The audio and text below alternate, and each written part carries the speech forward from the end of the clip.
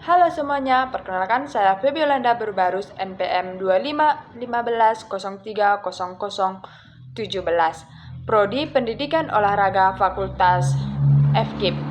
Di sini saya akan menjelaskan tentang anatomi olahraga. Selamat menyaksikan. Bye. Yang pertama itu saya akan menjelaskan tentang anatomi olahraga.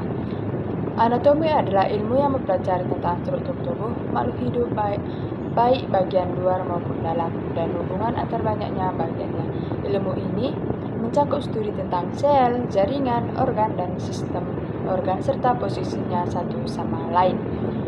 Di mana anatomi mempelajari bagian struktur tubuh disusun mulai dari skala mikro seperti sel dan jaringan melalui histologi hingga skala makro seperti organ dan sistem organ yang terlihat dengan mata telanjang.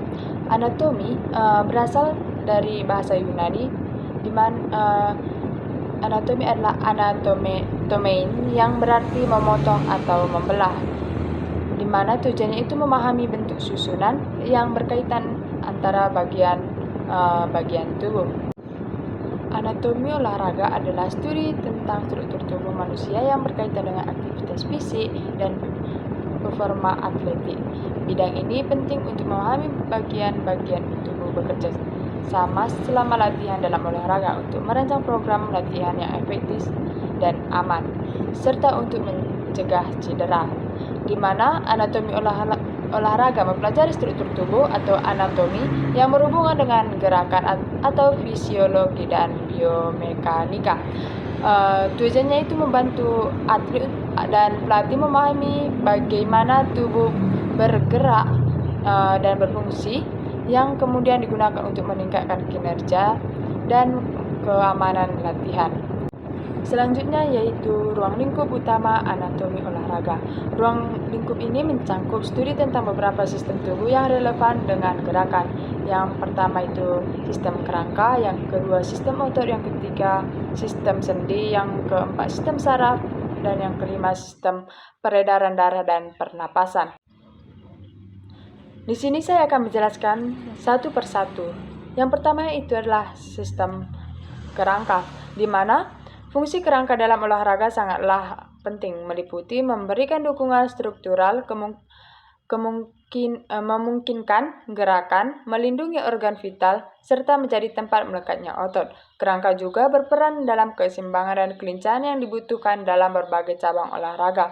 Fungsi utama kerangka dalam olahraga yaitu dukungan dan bentuk tubuh. Kerangka menyediakan struktur dasar yang menopang tubuh dan mempertahankan bentuknya sehingga atlet dapat berdiri dan bergerak dengan tegak.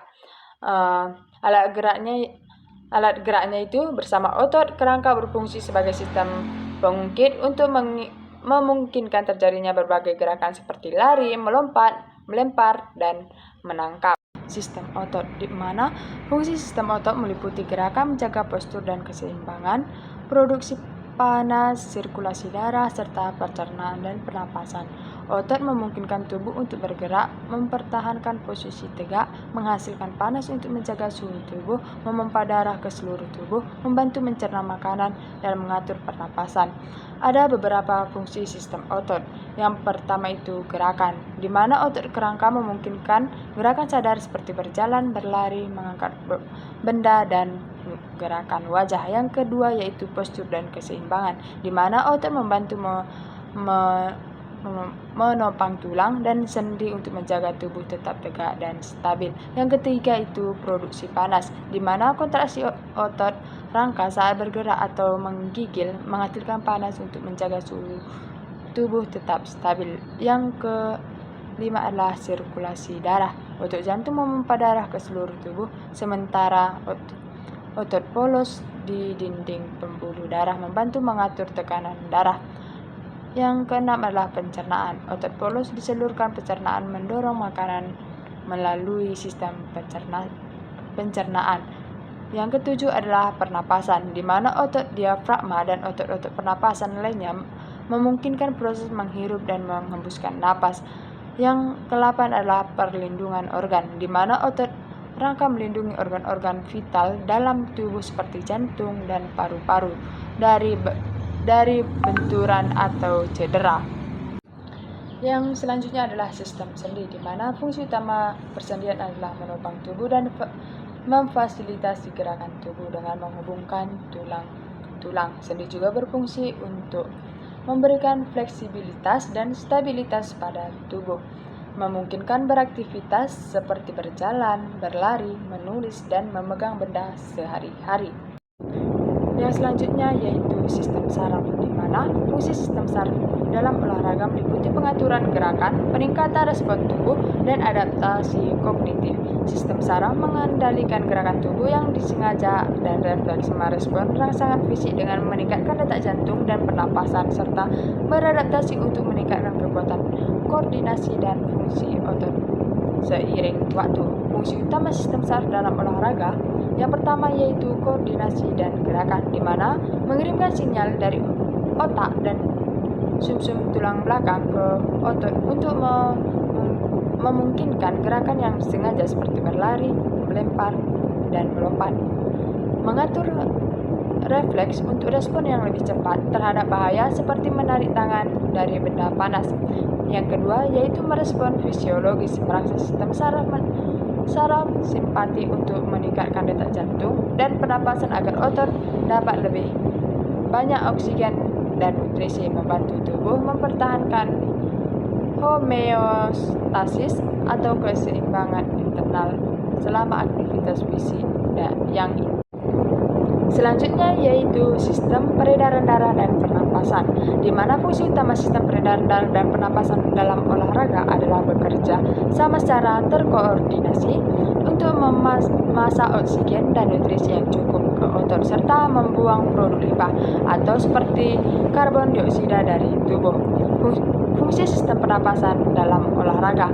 Yang pertama itu pengambilan oksigen. Saat berolahraga, otot membutuhkan lebih banyak energi yang diproduksi melalui respirasi aerobik yang membutuhkan banyak oksigen. Sistem pernapasan berfungsi mengambil oksigen dari udara dan menyebarkan ke dalam darah melalui paru-paru. Yang kedua yaitu pembuangan karbon dioksida. Sebagai produk limbah metabolisme, karbon dioksida harus dikeluarkan dari tubuh. Sistem pernapasan memfasilitasi proses ini dengan mengeluarkannya melalui embusan napas. Yang selanjutnya itu penguatan otot pernapasan. Olahraga teratur dapat memperkuat otot-otot pernapasan atau seperti diafragma dan meningkatkan efisiensi paru-paru dan pada giliran peningkatan kapasitas vital paru-paru. Yang selanjutnya yaitu penerapan dalam olahraga. Penerapan dalam olahraga ada 3. Yang pertama adalah latihan kekuatan, di mana memahami biomekanika untuk angkat beban yang aman. Yang kedua yaitu mencegah cedera, di mana mengidentifikasi kelemahan anatomi dan melatih otot pendukung. Yang ketiga yaitu peningkatan kinerja, di mana optimalisasi gerakan spesifik cabang olahraga. Kesimpulan yang saya dapat dari presentasi tadi ialah anatomi olahraga adalah dasar penting untuk latihan yang cerdas, aman, dan efektif. Pengetahuan anatomi memberdayakan atlet dan pelatih untuk mencapai potensi maksimal. Sekian presentasi saya pada hari ini. Sekian dan terima kasih. Materi yang kedua yaitu osteologi. Apa sih osteologi? Osteologi didefinisikan sebagai studi tentang sisa-sisa kerangka yang dapat ditemukan dalam berbagai konteks seperti investigasi, forensik, penggalian arkeologi atau penelitian paleontologi yang sering kali melibatkan meteorologi khusus untuk pemulihan dan analisis. Fungsi sistem tulang. Ada berbagai fungsi sistem tulang. Yang pertama adalah dukungan dan bentuk tubuh. Yang kedua, perlindungan organ vital. Yang ketiga, pergerakan. Yang keempat, produksi sel darah. Yang kelima, penyimpanan mineral. Dan yang keenam, penyimpanan energi. Yang pertama itu adalah dukungan dan bentuk tubuh. Tulang membentuk kerangka utama yang menopang seluruh tubuh, menjadikannya bisa berdiri tegak dan menentukan postur atau bentuk fisik. Yang kedua, perlindungan organ vital. Kerangka berfungsi melindungi organ-organ internal yang lunak dan penting seperti otak, jantung, dan paru-paru. Yang selanjutnya itu pergerakan. Tulang adalah komponen pasif dari sistem gerak. Mereka bekerja sama dengan otot atau alat gerak aktif, sendi, tendon, dan ligamen untuk memungkinkan berbagai gerak tubuh. Selanjutnya itu produksi sel darah. Sumsum tulang yang terdapat di dalam tulang berfungsi sebagai tempat utama produksi sel darah merah, sel darah putih, dan trombosit. Selanjutnya penyimpanan mineral, di mana tulang bertindak sebagai gudang penyimpanan utama untuk mineral penting, terutama kalsium dan fosfor, yang penting untuk menjaga kekuatan tulang itu sendiri dan juga untuk fungsi tubuh lainnya. Penyimpanan energi, sumsum kuning di dalam tulang juga berfungsi sebagai tempat penyimpanan lemak yang dapat digunakan oleh tulang. Selanjutnya yaitu komposisi tulang, di mana terdapat 3 komponen komposisi tulang. Yang pertama adalah komponen organik, di mana komponen organik yaitu matriks kolagen, terdiri dari protein kolagen dan protein non-kolagen yang membentuk struktur dasar tulang. Glikoprotein dan proteoglikan berperan dalam absesi sel, mineralisasi, dan pemeliharaan struktur matriks. Yang kedua yaitu komponen anorganik, di mana garam mineral terutama kalsium fosfat dalam bentuk hidrosalfat atau Ca10PO46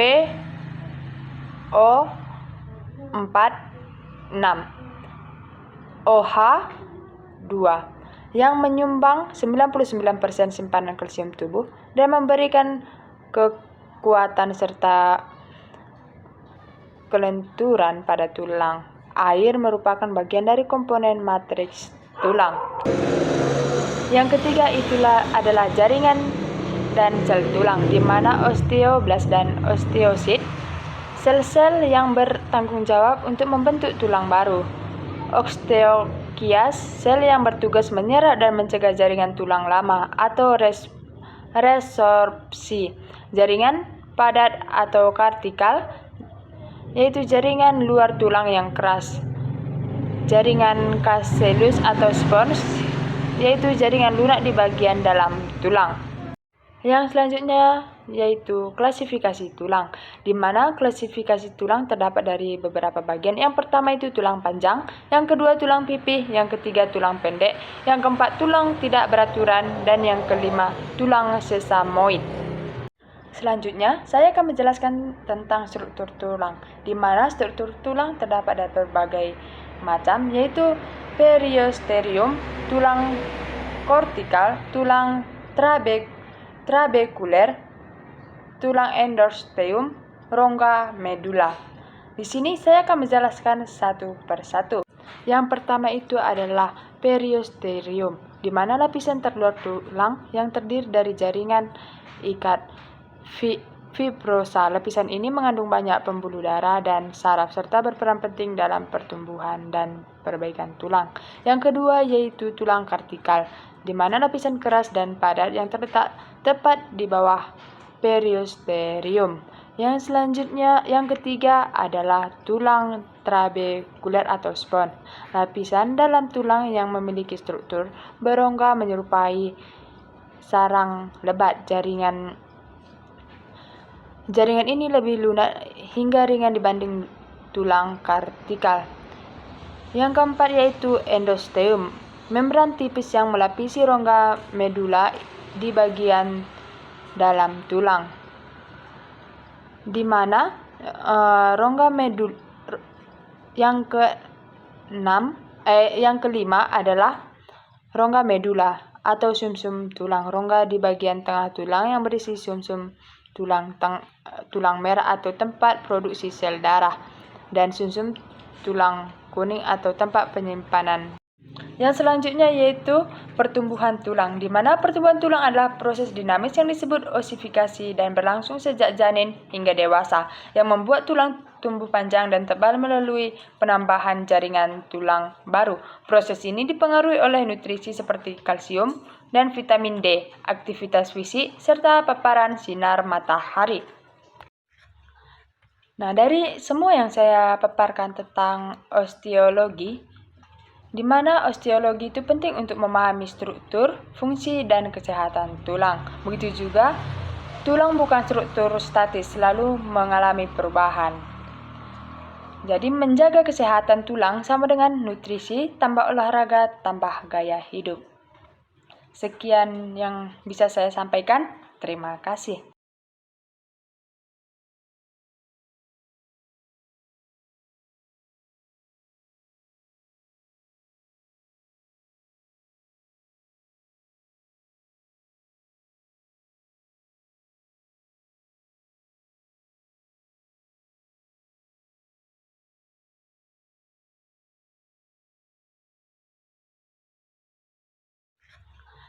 Nah, dari semua yang saya paparkan tentang osteologi, di mana osteologi itu penting untuk memahami struktur, fungsi, dan kesehatan tulang. Begitu juga, tulang bukan struktur statis, selalu mengalami perubahan. Jadi, menjaga kesehatan tulang sama dengan nutrisi, tambah olahraga, tambah gaya hidup. Sekian yang bisa saya sampaikan. Terima kasih.